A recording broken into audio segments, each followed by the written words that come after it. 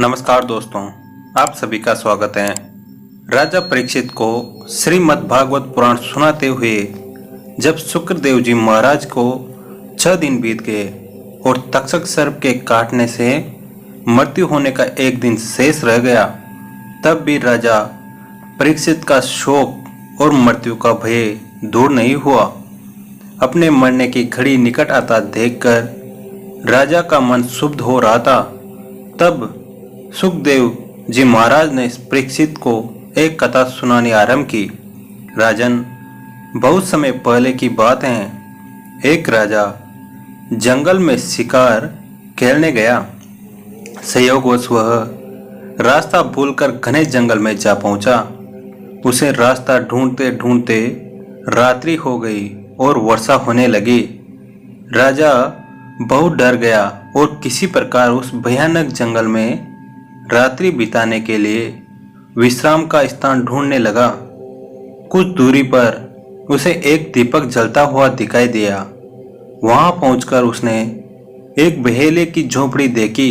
वो बहेलिया ज्यादा चल फिर नहीं सकता था, इसलिए झोपड़ी में ही एक और उसने मलमूत्र त्यागने का स्थान बना रखा था।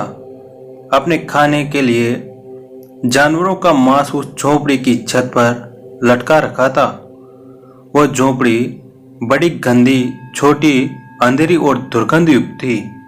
उस झोपड़ी को देखकर पहले तो राजा ठिठक गया, लेकिन उसने सिर छुपाने का कोई और आश्रय न देखकर उस बहेले से अपनी झोपड़ी में रात भर ठहरने के लिए प्रार्थना की।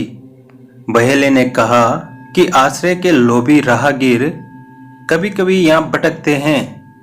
मैं उन्हें ठहरा तो लेता हूँ, लेकिन दूसरे दिन जाते समय वे बहुत झंझट करते हैं। उन्हें इस झोपड़ी की गंध ऐसी भा जाती है कि फिर वे उसे छोड़ना ही नहीं चाहते और इसी में रहने की कोशिश करते हैं, एवं अपना कब्जा जमाते हैं। ऐसे झंझट में मैं कई बार पड़ चुका हूँ, इसलिए मैं अब किसी को भी यहाँ नहीं ठहरने देता।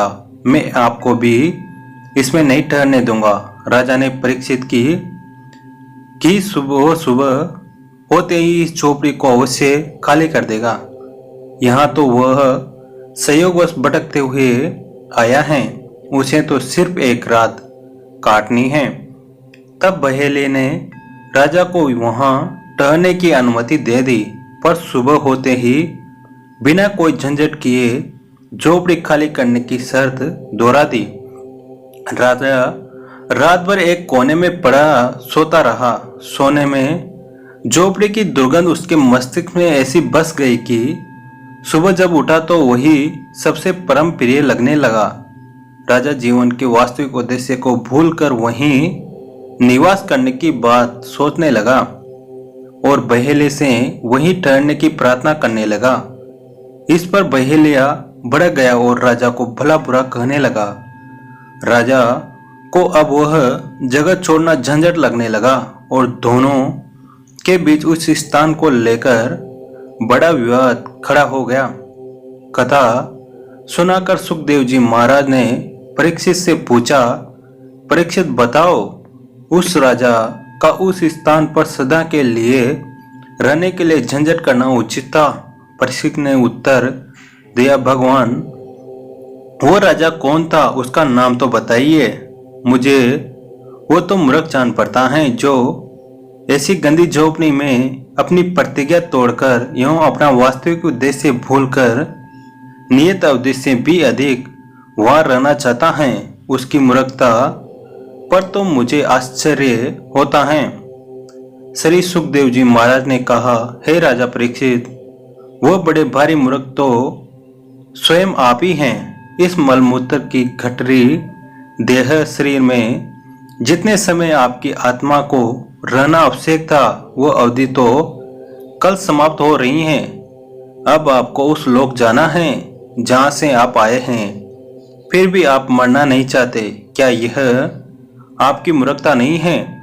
राजा परीक्षित का ज्ञान जाग गया और वे बंधन मुक्त के लिए सर तैयार हो गए। वस्तुतः वही यही सत्य है।